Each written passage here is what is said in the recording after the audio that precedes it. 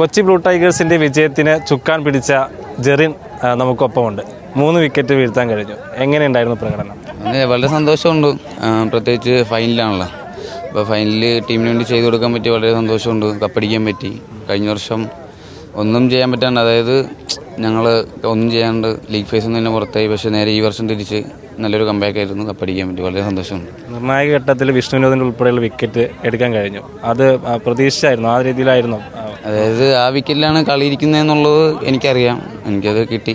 നല്ലോണം ചെയ്യുന്നുണ്ട്. കറക്റ്റ് ഞാനൊന്നും ഞാൻ എൻ്റെ ഞാൻ ചെയ്യാൻ ഉദ്ദേശിക്കുന്ന സ്ഥലത്ത് തന്നെ വീണു ചെയ്യാൻ വേണ്ടി അത്ര ഉള്ളത്തുള്ളൂ. സന്തോഷം. പിച്ച് എങ്ങനെയാണ്? സ്പിന്നിന് ഉപയോഗപ്പെടുന്നതാണ്? ഒന്നുമില്ല. സത്യം പറഞ്ഞ വിക്കറ്റ് ത്രൂ വിക്കറ്റാണ്. അതായത് ബാറ്റ്സ്മാൻമാർക്കാണ് കുറച്ച് ഹെൽപ്ഫുൾ ആയിട്ടുള്ള വിക്കറ്റ്. പിന്നെ ഫൈനലിൻ്റെ പ്രഷർ അവർക്കുണ്ടായിരുന്നു. അവിടെ നമ്മൾ ഡോമിനേറ്റ് ചെയ്ത് അത്ര. എങ്ങനെയാണ് ടീമിനെ കുറിച്ചുള്ള അഭിപ്രായം? എന്താ? നല്ലൊരു സഞ്ജു ഉണ്ടായിരുന്നു കുറച്ചു കാലം. ആ ടീം എങ്ങനെയുണ്ട്? ടീം എന്തുകൊണ്ടും അടിപൊളിയാണ്. അതിൻ്റെ റിസൾട്ടാണ് ഈ കണ്ടത്, ഇവിടെ ചാമ്പ്യൻസ് ആയത്. പിന്നെ മാനേജ്മെൻറ്റ് സൈഡിൽ നിന്നാണെങ്കിൽ റൈഫി ചേട്ടൻ, കോച്ചസ് അനീഷ് ചേട്ടൻ, ദീപകേട്ടൻ, എല്ലാവരുടെയും